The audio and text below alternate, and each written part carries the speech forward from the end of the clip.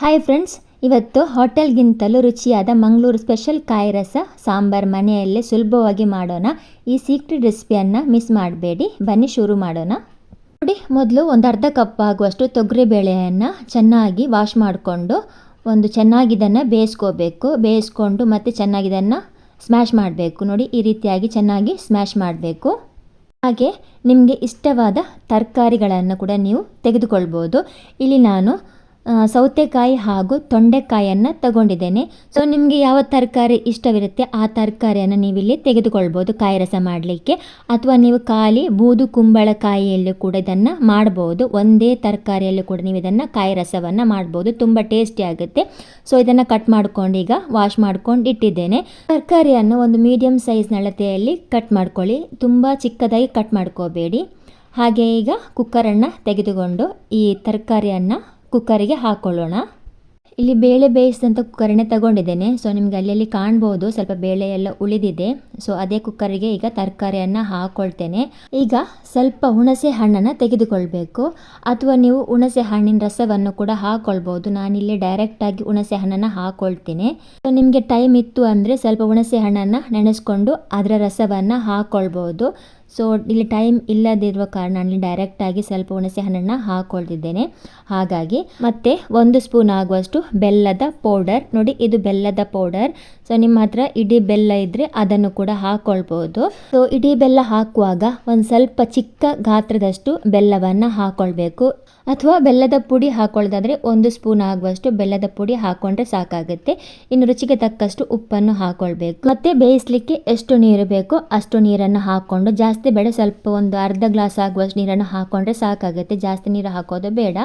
ಮತ್ತು ಈಗ ಗ್ಯಾಸನ್ನು ಆನ್ ಮಾಡಿಕೊಂಡು ಗ್ಯಾಸ್ ಮೇಲೆ ಕುಕ್ಕರನ್ನು ಇಡಬೇಕು. ಇಟ್ಟು ಚೆನ್ನಾಗಿ ಇದನ್ನು ಸಾಫ್ಟ್ ಆಗೋ ತನಕ ಇದನ್ನು ಬೇಯಿಸ್ಕೋಬೇಕು. ಒಂದು 3 ವಿಷಲ್ ಆದರೆ ಸಾಕಾಗುತ್ತೆ. ಚೆನ್ನಾಗಿ ಸಾಫ್ಟ್ ಆಗಿ ಬೇಯುತ್ತೆ ತರಕಾರಿ.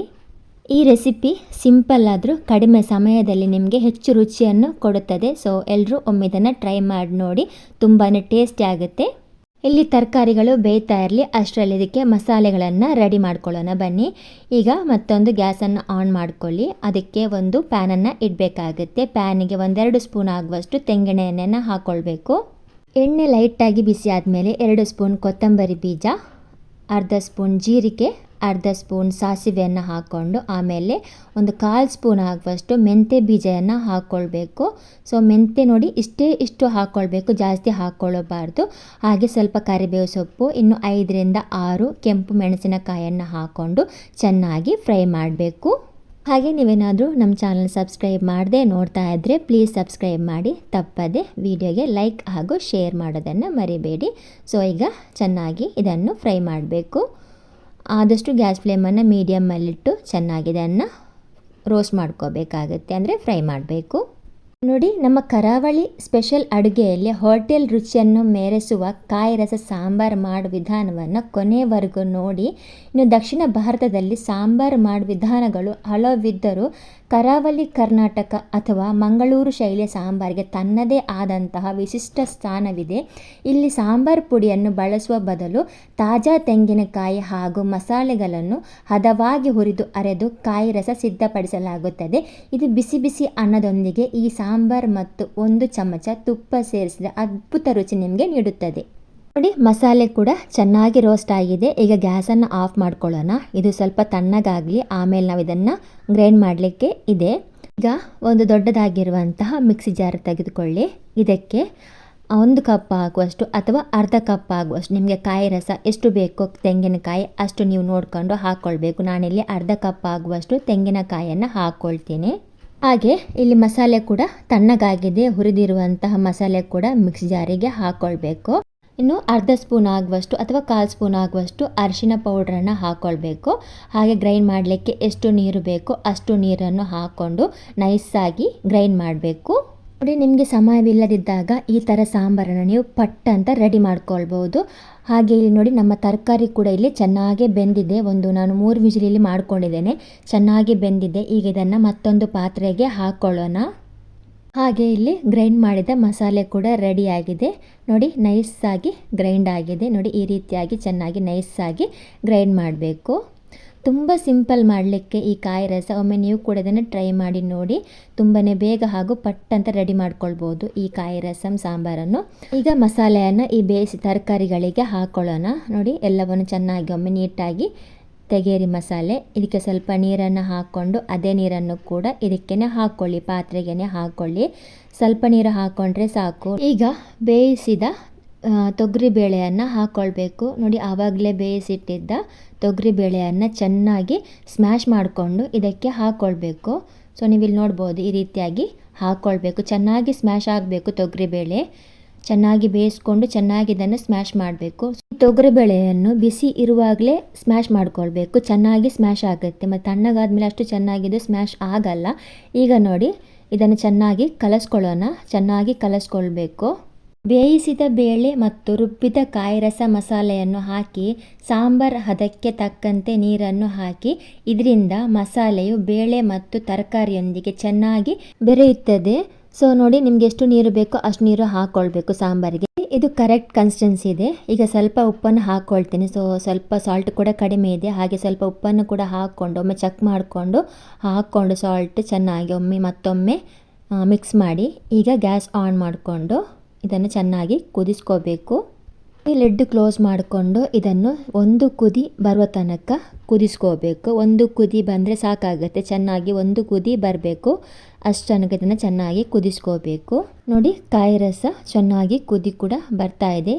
ಒಮ್ಮೆ ಸ್ವಲ್ಪ ಮಿಕ್ಸ್ ಮಾಡಿ. ಸೊ ಒಂದು ಕುದಿ ಬಂದರೆ ಸಾಕಾಗುತ್ತೆ. ನೋಡಿ, ನಮ್ಮ ಕನ್ಸಿಸ್ಟೆನ್ಸಿ ಕೂಡ ಕರೆಕ್ಟಾಗಿದೆ. ಸೊ ಇದು ಇನ್ನೂ ಕೂಡ ಚೆನ್ನಾಗಿ ತಿಕ್ಕಾಗಿ ಬರುತ್ತೆ. ಯಾಕಂತ ಹೇಳಿದರೆ ಇದು ನಾವು ಬೇಳೆ ಹಾಕಿರೋದ್ರಿಂದ ತುಂಬ ಚೆನ್ನಾಗಿ ಹಾಗೂ ಟೇಸ್ಟಿಯಾಗಿ ತಿಕ್ಕಾಗಿ ಬರುತ್ತೆ. ಇದು ನಿಮಗೆ ಸಾಂಬಾರ್, ಬಿಸಿ ಬಿಸಿ ಅನ್ನ ಜೊತೆ ಅಥವಾ ಪೂರಿ, ಪರೋಟ ಇದಕ್ಕೆ ತುಂಬಾ ಒಳ್ಳೆ ಕಾಂಬಿನೇಷನ್ ಅಂತಲೇ ಹೇಳ್ಬೋದು. ನೋಡಿ, ಚೆನ್ನಾಗಿ ಒಂದು ಕುದಿ ಬಂದಮೇಲೆ ಇದನ್ನು ತೆಗೆದು ಸೈಡಲ್ಲಿಡಿ. ಈಗ ಒಗ್ಗರಣೆಗೆ ಒಂದು ಪ್ಯಾನ್ ಇಡಿ. ಪ್ಯಾನಿಗೆ ಒಂದು 2-3 ಸ್ಪೂನ್ ಆಗುವಷ್ಟು ತೆಂಗಿನ ಎಣ್ಣೆಯನ್ನು ಹಾಕ್ಕೊಳ್ಬೇಕು. ಎಣ್ಣೆ ಸ್ವಲ್ಪ ಲೈಟಾಗಿ ಬಿಸಿ ಆದಮೇಲೆ ಅರ್ಧ ಸ್ಪೂನ್ ಸಾಸಿವೆ, ಒಂದು ಮೆಣಸಿನಕಾಯಿ ಅಂದರೆ ಕೆಂಪು ಮೆಣಸು, ಹಾಗೆ ಸ್ವಲ್ಪ ಕರಿಬೇವು, ಸ್ವಲ್ಪ ಇಂಗನ್ನು ಕೂಡ ಹಾಕ್ಕೊಳ್ಬೇಕು. ನೋಡಿ, ಇದು ಇಂಗು ಹುಡಿ, ಇದನ್ನು ಕೂಡ ಹಾಕ್ಕೊಳ್ಬೇಕು. ಹಾಕ್ಕೊಂಡು ಲೈಟಾಗಿದ್ದು ಸ್ವಲ್ಪ ಬಿಸಿ ಆಗಲಿ, ಜಾಸ್ತಿ ಅಲ್ಲ, ಲೈಟಾಗಿ ಬಿಸಿ ಆದರೆ ಸಾಕು. ನೋಡಿ, ಲೈಟಾಗಿ ಬಿಸಿ ಆಗಿದೆ. ಈಗ ಗ್ಯಾಸನ್ನು ಆಫ್ ಮಾಡ್ಕೊಳ್ಳೋಣ. ಆಫ್ ಮಾಡಿಕೊಂಡು ಈಗ ಕಾಯಿ ರಸ ಸಾರಿಗೆ ಹಾಕ್ಕೊಳ್ಬೇಕು. ಅಂದರೆ ಕಾಯಿ ರಸ ಸಾಂಬಾರಿಗೆ ಹಾಕ್ಕೊಳ್ಬೇಕು. ಪಟ್ ಅಂತ ಹಾಕ್ಕೊಳ್ಬೇಕು. ಹಾಕ್ಕೊಂಡು ಲಿಡ್ಡನ್ನು ಕ್ಲೋಸ್ ಮಾಡ್ಕೊಳ್ಬೇಕು. ಹೀಗೆ ಮಾಡೋದ್ರಿಂದ ಒಗ್ಗರಣೆ ಕೂಡ ಕಾಯಿ ರಸಮ್ಗೆ ಚೆನ್ನಾಗಿರುತ್ತೆ. ಸೊ ಒಳ್ಳೆ ಪರಿಮಳ ಕೂಡ ಕೊಡುತ್ತೆ. ನೋಡಿ, 1-2 ನಿಮಿಷ ಆದಮೇಲೆ ಇದಕ್ಕೆ ಸ್ವಲ್ಪ ಕೊತ್ತಂಬರಿ ಸೊಪ್ಪನ್ನು ಹಾಕಿ, ಜಾಸ್ತಿ ಅಲ್ಲ, ಒಂದು ಸ್ವಲ್ಪ ಕೊತ್ತಂಬರಿ ಸೊಪ್ಪನ್ನು ಚಿಕ್ಕದಾಗಿ ಕಟ್ ಮಾಡಿಕೊಂಡು ಉದುರಿಸಿದರೆ ಸಾಕು. ಕರಾವಳಿ ಸ್ಪೆಷಲ್ ಅಡುಗೆ, ಹೋಟೆಲ್ ರುಚಿಯನ್ನು ಮರೆಸುವ ಕಾಯಿ ರಸ ಸಾಂಬಾರ್ ರೆಡಿ ಆಗುತ್ತೆ. ತುಂಬಾ ಟೇಸ್ಟಿ ಹಾಗೂ ಸೂಪರ್ ಹಾಗೂ ಸಿಂಪಲ್ ಆಗಿ ಮಾಡುವಂತಹ ರೆಸಿಪಿ ನೀವೊಮ್ಮೆ ಟ್ರೈ ಮಾಡಿ.